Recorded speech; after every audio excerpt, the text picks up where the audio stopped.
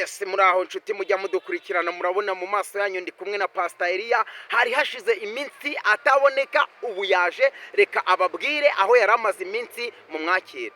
Yesu nashimwe bene data, dufatanyije urugendo muri Kristo Yesu. Yongeye kubasuza mu izina rya Yesu Kristo w'i Nazareti. Ni Pastor Elia, twatumaze igihe tutaganira ku ijambo ry'Imana, ariko nari ndi mu bihe by'ivuga butumwa, nari mu bihe byo gusenga no kwinginga Imana, tubaza Imana ngo mbese uyu mwaka bihagaze gute. Ariko uyu mwaka ndabizi uko ari uw'amahoro.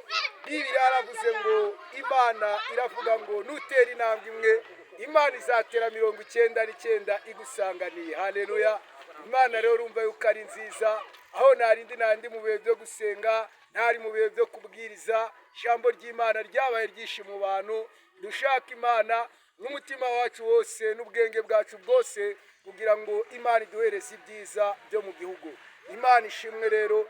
Urumva yuko Imana niyo yavuze ngo muze mwenyine twererane, musanga ahantu hatari abantu, ngo dore imiruho n'imihati birabarembeje, ngari kuzitanga Imana izamugororera. Imana ishimwe. Dushaka ubwami bw'Imana no gukiranuka kwayo, ibindi byose bizaza ari inyongera. Haleluya. Urabona rero yuko bene data ibintu ari byiza cyane. Imana ari umukozi w'umuhanga, kandi ari samba itarumba, ari biganza bigamugisha.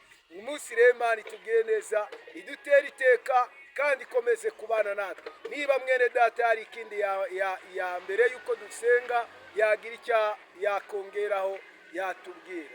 Pastor Elia rero hari hashize iminsi utaboneka, ese twakumvije kuri TikTok ukomeje kubwira abantu inkuru za Yesu, ese bimeze bite mukozi w'Imana? Inkuru za Yesu rwose ziragenda. Urabona ko n'abana bari muri vakase, yego, baracyashaka Imana, nabo barayizera bakayiringira, ndetse n'abakuru bashaka ineza y'Imana kugira ngo ibomeho, kubera ko gusenga k'umukiranutsi kujya kugira umumaro iyo asenganye umwete. Yego.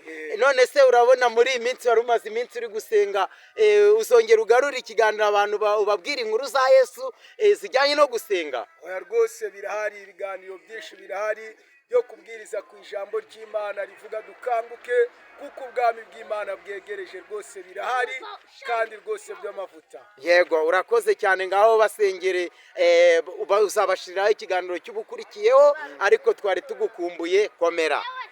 Baba, katika jina la Yesu Kristo wa Nazareti, tunasema asante kwa jina la Yesu.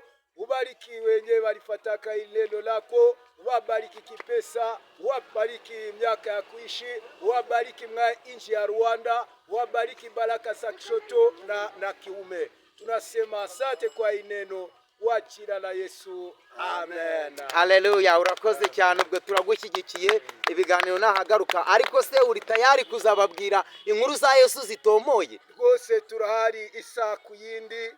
Rwose tuzababwira ijambo ry'Imana ry'amavuta.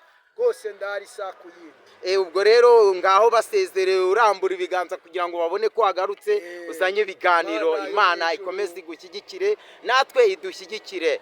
Wabasengeye, ariko ubasengeye mu Giswahili, mu Kinyarwanda ntago nabo ubasengeye. Mana, mu izina rya Yesu Kristo w'i Nazareti, Imana ivuga igitangaza, Imana iriho. Turagushimiye kubw'ijambo ryawe. Abadukurikiye ubahereza umugisha w'iburyo n'ibumoso, ubahereza umugisha mu gihugu cyo mu Rwanda, ubahereza umugisha aho bazagira hose, bazahinduka umugisha kubwa Kristo umwami wacu. Amen.